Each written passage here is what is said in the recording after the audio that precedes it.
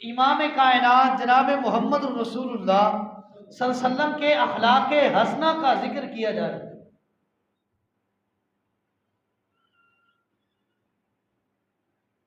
آپ کی سیرت، آپ کے کردار، آپ کے کریکٹر، آپ کے بیہیویئر، آپ کی گفتار کا ذکر ہو، تاکہ ہم آپ کی سیرت کو سن کر اپنی سیرت کو اسی طرح بنانے کی دگ و دو کریں، کوشش کریں۔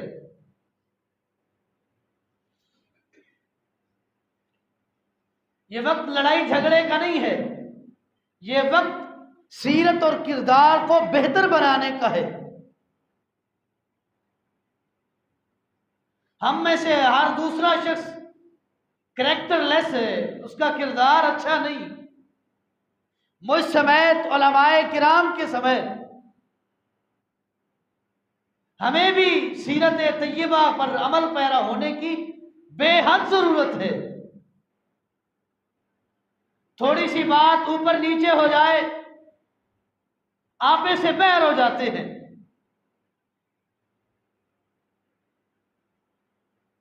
یہ سیرت، یہ آپ کا اخلاق، آپ کا کردار، آپ کا بیہیویئر، آپ کا کریکٹر عام انسانیت کے لیے نہیں بلکہ پوری انسانیت کے لیے آئیڈیل اور رول ماڈل ہے۔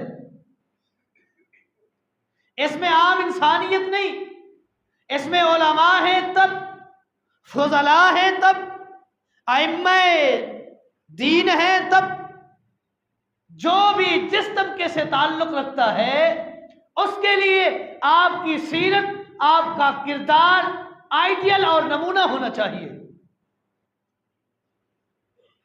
جس کردار کو، جس اخلاق کو امام الانبیاء نے مشرکین مکہ کے سامنے پیش کیا، جس کریکٹر کو امام الانبیاء نے مدینہ طیبہ کی 23 سالہ نبوی زندگی میں، 13 سالہ نبوی زندگی میں مدینہ طیبہ کے اندر پیش کیا، اس کریکٹر اور اس کردار پر عمل پیرا ہونا چاہیے، اس کو اپنانا چاہیے۔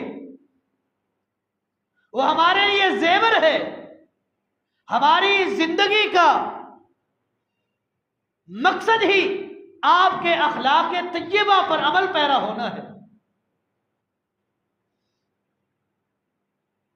ایک شخص جہاں پیدا ہوتا ہے وہاں پر اپنا بچپنا گزارتا ہے، لڑکپن کے ایام گزارتا ہے، جوانی کے ایام گزارتا ہے، پھر بڑھاپے کی عمر بھی وہی گزارتا ہے۔ اس علاقے، اس سوسائٹی، اس معاشرے کے لوگ اس کو بخوبی جانتے ہیں کہ اس کا کریکٹر اور کردار کیسا ہے۔ آیا یہ اچھے اخلاق اور کردار کا مالک ہے یا برے اخلاق کا مالک ہے، وہ بخوبی جانتے ہیں۔ اور آپ کی سیرت کو اٹھا کر دیکھیں، جب امام الانبیاء جناب محمد رسول اللہ صلی اللہ علیہ وسلم پر اللہ کی طرف سے وحی کا نزول ہوا، آپ نے اپنی تبلیغ کا، اپنے مشن کا آغاز کیا، تو سب سے پہلے کوہ صفا پر چڑھ کر امام الانبیاء، اکرم الانبیاء، خاتم الرسل جناب محمد رسول اللہ صلی اللہ علیہ وسلم نے لوگوں کو جمع کیا۔ مشرکین مکہ وہاں جمع ہو گئے۔ کیا بات ہے کہ محمد کریم علیہ السلام نے آج ہمیں بلایا ہے کسی اہم امر کے لیے، کسی اہم معاملے کے لیے، کسی اہم کام کے لیے آج ہمیں جمع کیا ہے۔ کیا کام ہے، کیا امر ہے، کیا معاملہ ہے کہ محمد کریم علیہ السلام نے آج ہمیں کوہ صفا کے نیچے جمع کیا ہے؟ جب ساری ذریت قریش جمع ہو گئی، امام الانبیاء نے وہی کھڑے ہو کر ایک سوال ان سے کیا کہ اگر میں کہوں کہ اس پہاڑ کے پیچھے ایک مسلح لشکر اسلحے سے لیس آپ پر حملہ آور ہونا چاہتا ہے، کیا آپ میری بات کی تصدیق کریں گے یا تکذیب کریں گے؟ تو مشرکین مکہ نے بیک زباں ہو کر جواب دیا، ہم آپ کی بات کی تصدیق کریں گے، آپ سچے ہیں، آپ کی بات سچی ہے، آپ کا کہنا سچا ہے، آپ کا فرمان سچا ہے، آپ ہمیں ڈرا رہے ہیں، آپ کا یہ ڈرانا سچا ہے، حقیقت پر مبنی ہے، ہم آپ کی بات تسلیم کریں گے۔ جب یہ بات سنی، لوگوں کا یہ جواب امام الانبیاء نے سنا تو اپنی دعوت، اپنے مشن کا آغاز کیا۔ آپ نے پوچھا حل وجدتمونی صادقا او کاذبا، اے مکہ والو، میں نے آپ کے اندر بچپنا بھی گزارا ہے، لڑکپن کے ایام بھی گزارے، جوانی کے ایام بھی گزارے، اب میری عمر 40 برس ہو چکی، حل وجدتمونی صادقا او کاذبا، ان 40 سال کے ایام میں، دنوں رات میں آپ نے مجھے کیسا پایا ہے، میرا اخلاق کیسا ہے، میرا بیہیویئر کیسا ہے، میرا کریکٹر کیسا ہے، میری گفتار کیسی ہے، میرا دن و رات کیسا ہے، میرا اٹھنا بیٹھنا کیسا ہے، میرا چلنا پھرنا کیسا ہے، میرا آپ کے ساتھ کاروبار کرنا، لین دین کرنا، معیشت اور معاشرت کے آداب، میری بود و باش آپ کے سامنے ہے، آپ دیکھ کر چیک کر کے بتائیے کہ مجھے آپ نے کیسا پایا ہے۔ حل وجدتمونی صادقا او کاذبا، کہ میرے ان 40 سال کی زندگی کے ان شب و روز کے اندر آپ نے مجھے سچا پایا ہے یا جھوٹا پایا ہے؟ مشرکین مکہ نے جواب دیا جربنا لک مرارا، اے محمد صلی اللہ علیہ وسلم، ہم نے آپ کو زندگی کے کئی ایسے مواقع تھے، ہم نے آپ کو آزمایا، ہر موقع پر ہم نے آپ کو سچا پایا ہے، ہم نے آپ کو دکھوں میں آزمایا، سکھوں میں آزمایا، خوشیوں میں آزمایا، پریشانیوں میں آزمایا، جس قدر حالات ہوئے، ہر قسم کے حالات میں ہم نے آپ کی آزمائش کی، ہر حالات میں ہم نے آپ کو سچا اور کریکٹر والا، ایک کردار والا، اعلیٰ اخلاق والا رول ماڈل پایا ہے۔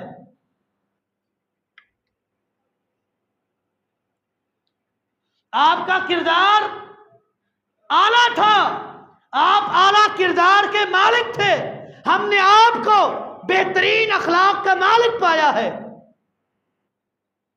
ما رأینا فیک الا صدقا، اے پیغمبر، جب بھی ہم نے آپ کو آزمایا ہے، ہر موڑ پر ہم نے آپ کو سچا پایا ہے۔ وہ زندگی کے ایام خوشی کے ہوں، وہ زندگی کے ایام غمی کے ہوں، وہ زندگی کے ایام آپ کی بچپن والے ہوں، آپ کے لڑکپن والے ہوں، آپ کے جوانی والے ہوں، آپ کی آج سے پہلے پہلے اور ابھی بھی ہم نے آپ کو سچا پایا ہے۔ جب یہ آپ نے اپنے کریکٹر، اپنے کردار کے متعلق جوابات سنے، پھر اس کے بعد اس دعوت کا آغاز کیا جس مشن کو دے کر اللہ رب کائنات نے آپ کو ختم نبوت کا تاج پہنایا تھا۔ آپ نے اپنی دعوت کا آغاز کیا، قولوا لا الہ الا اللہ تفلحون تملک العرب والعجم، لا الہ الا اللہ پر مجتمع ہو جاؤ، جمع ہو جاؤ، اللہ کی قسم آپ کا دشمن آپ سے ڈرے گا، کوسوں دور بھاگے گا، یہ عرب و عجم آپ کا غلام بن جائے گی،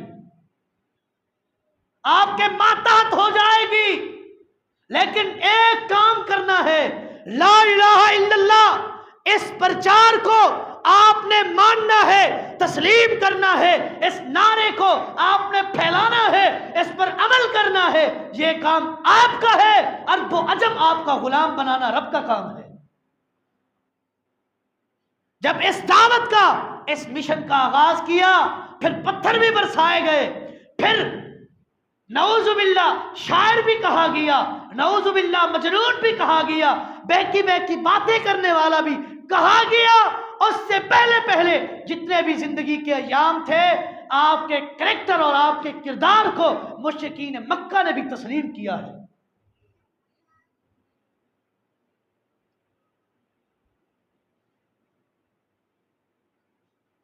نبوت سے پہلے کی بات، صحیح مسلم اٹھائیے، سیدہ خدیجہ الکبریٰ رضی اللہ تعالی عنہا، ان کے ایک رشتہ دار حکیم ابن حزام رضی اللہ تعالی عنہ شام، ملک کے شام کی طرف گئے، تجارت کی غرض سے تو وہاں سے ایک بچے کو خرید کر زر خرید غلام کے طور پر لے کر مکہ کی طرف آئے، اور آ کر وہ غلام سیدہ خدیجۃ الکبریٰ رضی اللہ تعالی عنہا کو دے دیا گیا۔ جب سیدہ خدیجۃ الکبریٰ رضی اللہ تعالی عنہا کی شادی امام الانبیاء سے ہوئی تو سیدہ خدیجۃ الکبریٰ رضی اللہ تعالی عنہا نے وہ غلام تحفے کے طور پر امام الانبیاء کو دیا کہ یہ بچہ، یہ غلام آپ کو ہبہ ہے، آپ کو گفٹ کے طور پر میں دے رہی ہوں، یہ آپ کی خدمت کیا کرے گا۔ جب آپ کو وہ غلام ہبہ کیا گیا، آپ نے اس غلام کو آزاد کر کے اپنے پاس رکھ لیا۔ اب وہ غلام آزاد کردہ غلام بن گیا۔ نام اس غلام بچے کا جناب سیدنا زید بن حارثہ رضی اللہ تعالی عنہ ہے۔ غلامی کی زندگی بکتے بکاتے مکہ المکرمہ میں آیا، آپ کی غلامی میں زندگی بسر کر رہا ہے۔ والدین پریشان، مجبور، لاچار، بے بس اور بے کس ہو چکے ہیں کہ ہمارا بچہ کہاں چلا گیا، نہیں مل رہا، گم ہو گیا ہے، پتہ نہیں کہاں چلا گیا۔ حدیث کے الفاظ ہیں کہ ہوا کے جھونکے کی وجہ سے دروازے پر اگر دستک ہوتی تو سیدنا زید بن حارثہ رضی اللہ تعالیٰ عنہ کی والدہ بھاگتی ہوئی دوڑتی ہوئی دروازے کی طرف آتی، ہو سکتا ہے میرا زید کہیں سے آیا ہو۔ یہ ماں کی مامتا، ماں کی محبت، یہ ماں جانتی ہے کہ ماں کا اپنے بچے کے ساتھ کتنا پیار ہوتا ہے۔ آپ کے والد کو علم ہوا کہ میرا بیٹا ہاشمی گھرانے میں غلامی کی زندگی بسر کر رہا ہے، گھر سے پیسے اٹھائے مکہ کی طرف روانہ ہوا۔ مکہ میں پہنچا، اپنے بیٹے زید بن حارثہ سے ملا، کہنے لگا آپ کو لینے کے لیے آیا ہوں، آپ کی ماں، آپ کی بہنیں بڑی پریشان ہیں، کھانا کھانا چھوڑ دیا ہے، آپ کی محبت کی وجہ سے آپ کو لینے آیا ہوں، کیا آپ میرے ساتھ چلیں گے؟ سیدنا زید بن حارثہ رضی اللہ تعالیٰ عنہ نے جواب دیا، اس سے پہلے آپ کو میں اپنے آقا سے ملاتا ہوں، جو بات ہوگی آپ ان سے کر دینا۔ اپنے باپ کی انگلی پکڑی، امام الانبیاء کے دربار میں لے کر گیا۔ ابھی نبوت نہیں ملی تھی، آپ نے ان کو ویلکم کیا، خوش آمدید کہا، بٹھایا، پوچھا کس گھر سے آئے ہیں؟ کہنے لگا اپنے بیٹے کو لینے آیا ہوں، جتنی رقم آپ نے اس کے خریدنے پر لگائی ہے اس کی ڈبل دینے کے لیے تیار ہوں، میرا بیٹا مجھے واپس کر دیجیے، میرا بیٹا مجھے واپس کر دیجیے۔ امام الانبیاء فرماتے ہیں میں وصل کرنے کے لیے آیا ہوں، میں ملانے کے لیے آیا ہوں، توڑنے کے لیے نہیں آیا، میں جدا کرنے کے لیے نہیں آیا، میں تو محبتیں پیدا کرنے کے لیے، الفتیں بڑھانے کے لیے، پیار کو پھیلانے کے لیے آیا ہوں، میں جدا کرنے کے لیے نہیں آیا۔ اگر زید بن حارثہ آپ کے ساتھ جانے کے لیے تیار ہے، میری طرف سے کھلی اجازت ہے، لے کر چلے جاؤ۔ باپ نے اپنی آنکھیں اٹھائیں، بیٹے کے چہرے کی طرف دیکھا اور یہ چہرہ بتا رہا تھا بیٹا اب تو کھلی اجازت ہے۔ آپ کے آقا نے بھی اجازت دے دی کہ زید اگر جانا چاہتا ہے لے کر چلے جاؤ، میری طرف سے کوئی رکاوٹ نہیں ہے۔ زید بن حارثہ نے ایک نگاہ اپنے باپ کی طرف دیکھی اور دوسری نگاہ امام الانبیاء کی شفقت، آپ کی محبت، آپ کے کردار، آپ کے اخلاق کو دہرایا، گردانا، شمار کیا کہ آپ کا پیار کتنا اعلیٰ ہے۔ ایک مرتبہ دیکھ کر اپنے باپ سے کہنے لگا آپ کی پدری محبت ایک طرف ہے، جو محبت امام الانبیاء نے مجھے دی ہے وہ محبت مجھے آپ سے بھی نہیں ملتی۔ میری ماں کی محبت ہے، میری ماں کو جا کر سلام کہنا، میری بہنوں کو سلام کہنا، دست شفقت رکھنا، لیکن جو محبت، جو مامتا مجھے خدیجۃ الکبریٰ سے ملی ہے وہ مجھے میری سگی ماں سے بھی نہ ملتی۔ میں چھوڑ کے نہیں جانے والا، میں چھوڑ نہیں سکتا، آپ چلے جائیے۔ ان کے والد چلے گئے۔ یہ غلام ہے، بچہ ہے، غلامی کی زندگی بسر کر رہا ہے، لیکن پھر بھی امام الانبیاء کے کریکٹر اور کردار کو دیکھ کر غلامی کی زندگی قبول کی، اپنے باپ کے ساتھ واپس جانا گوارا نہیں کیا۔ کردار ایسا ہونا چاہیے، کردار کے اندر بڑھوتری نشو و نما ہونی چاہیے، سیرت کو پڑھنا چاہیے اور اپنے کردار کو اس سیرت کے سانچے میں ڈھالنا چاہیے۔ ہمیں ضرورت ہے اپنے کردار کو بہتر کرنے کی۔ میرا کردار کوئی بہتر نہیں ہے، آپ لوگوں میں سے بیشتر ایسے ہوں گے جن کے کردار بہتر نہیں ہیں۔ سیرت کو پڑھیں، اپنے کردار کو بہتر بنائیں۔ یہ زندگی اللہ نے کردار کو بہتر بنانے کے لیے، عمل صالح کرنے کے لیے دی ہے، یہ ضائع کرنے کے لیے زندگی نہیں ملی، دوبارہ زندگی بھی نہیں ملنی۔ یہ ایک موقع ہے، اپنے اس موقع کو غنیمت جانتے ہوئے اپنے کردار کو بہتر بنائیے۔ آپ پر وحی کا نزول ہوا، صحیح بخاری اٹھائیے، بھاگے بھاگے امام الانبیاء آئے، سیدہ خدیجہ الکبریٰ سے فرماتے ہیں زملونی، چادر دیجئے، کمبل اڑھائیے، انی خشیت علی نفسی، مجھے ڈر ہے اپنے نفس پر، میں ڈر محسوس کرتا ہوں، مجھے پتہ نہیں کیا ہونے والا ہے، مجھے چادر اوڑھ دیجئے، مجھے چادر دیجئے، میں پہن کے سوتا ہوں۔ سیدہ خدیجہ الکبریٰ کی زیرک نگاہوں نے، حساس نگاہوں نے جو آپ کے کردار کو، آپ کے اخلاق کو دیکھا تھا، اس کردار کو زبان پر لے آئی۔ سیدہ خدیجہ الکبریٰ فرماتی ہیں کلا واللہ لا یخزیک اللہ ابدا، اللہ کی قسم اللہ رب کائنات آپ کو زندگی کے کسی موڑ پر رسوا نہیں کریں گے۔ کلا واللہ لا یخزیک اللہ ابدا، آپ کو زندگی کے کسی موڑ پر تنگی نہیں ملے گی۔ کیوں؟ انک لتصل الرحم وتحمل الکل وتکسب المعدوم وتعین علی نوائب الحق۔ اے پیغمبر، اے محمد صلی اللہ علیہ وسلم، آپ کے اوصاف یہ ہیں، انک لتصل الرحم، آپ تو رشتہ داریاں جوڑنے والے ہیں، آپ ٹوٹے ہوئے لوگوں کو جوڑنے والے ہیں، آپ رشتہ داریاں قائم کرنے والے ہیں، آپ محبتیں پیدا کرنے والے ہیں۔ وَتَحْمِلُ الْقَلْبَ، کلاشوں کا بوجھ اٹھانے والے ہیں، غریبوں ناداروں کا بوجھ اٹھانے والے ہیں، کمزوروں اور لاغر لوگوں کے آپ وزن اٹھانے والے ہیں۔ وَتَكْسِبُ الْمَعْدُومَ، اے پیغمبر آپ کی صفت یہ ہے آپ خود کما کر غریبوں کو کھلاتے ہیں۔ وَتُعِينُ عَلَى نَوَائِبِ الْحَقِّ، اور آپ حق کی اعانت اور مدد کرنے والے ہیں۔ یہی اوصاف ہیں آپ کے کہ آپ کے ان اوصاف کی وجہ سے اللہ رب کائنات آپ کو کبھی بھی کسی موڑ پر پریشان نہیں ہونے دے گا۔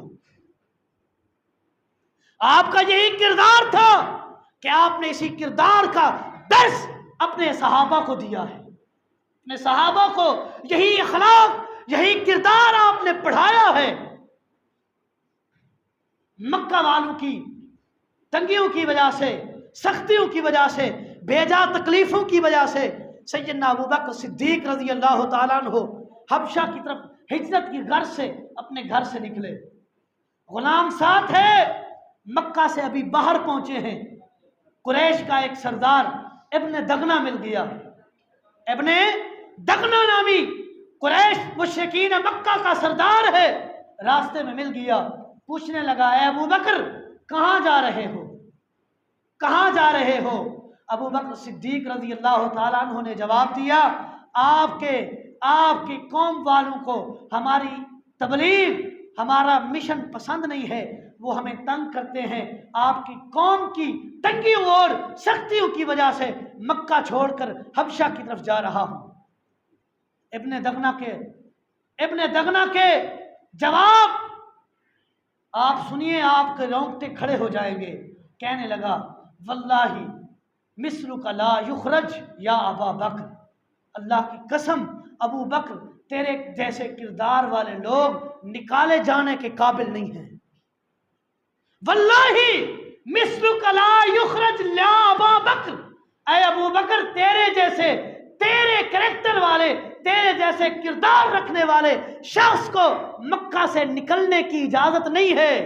اگر آپ جیسے لوگ مکہ سے نکل جائیں، نکال دیے جائیں، تو یہ مکہ بنجر و بیاباں ہو جائے۔ آپ جیسے لوگوں کو نکالے جانے کی ضرورت نہیں ہے، آپ جیسے لوگ نکالے جانے کے قابل نہیں۔ کیوں؟ انک لتصل الرحم وتحمل الکلب وتکسب المعدوم وتعین علی نوائب الحق وتقری الضعیف۔ اے ابو بکر تو وہ ہے کہ تو صلہ رحمی کرنے والا ہے، تو کلاشوں کا بوجھ اٹھانے والا ہے، وتقری الضعیف،